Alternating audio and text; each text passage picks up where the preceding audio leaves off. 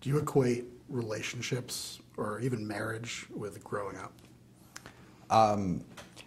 Not necessarily, but I do think that friendships necessarily have to go through transformations over the course of a long period of time. I mean, if you maintain this friendships throughout your life, you know, they can't remain the same, you know, because we all change, and I think a friendship has to morph and develop and sort of reinvent itself as you go, and that is in many ways the challenge Frances faces. You know, that she kind of doesn't want it to be different, but it's going to have to be.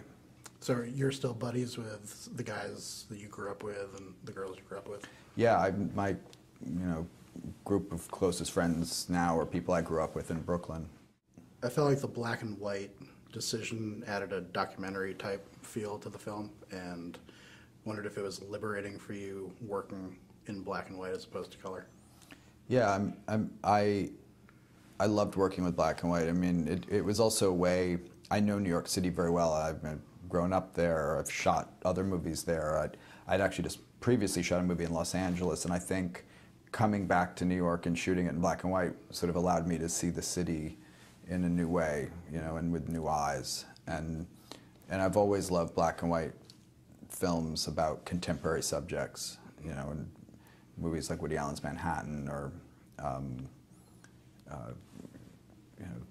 Truffaut movies, Eric Romer movies. A lot of the French New Wave movies were very much about, like, had a real young energy, but they were shot in black and white. And I think because this movie has such a contemporary character and contemporary subject matter, I felt like the black and white would kind of make it feel both old and new at the same time. There'd be, on one hand, you're dealing with something that's very present and up to date and sort of about New York City in 2013, but then because it's in black and white, there's almost this feeling of nostalgia of time past, and I liked that tension for this movie.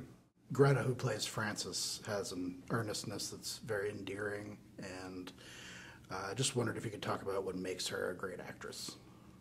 Greta is enormously present at all times, and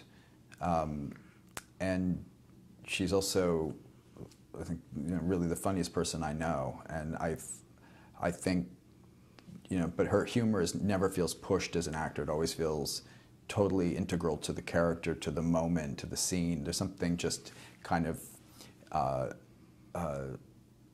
something very authentic about how she comes at a character. And I think at the same time, though, she has all these moves. You know, she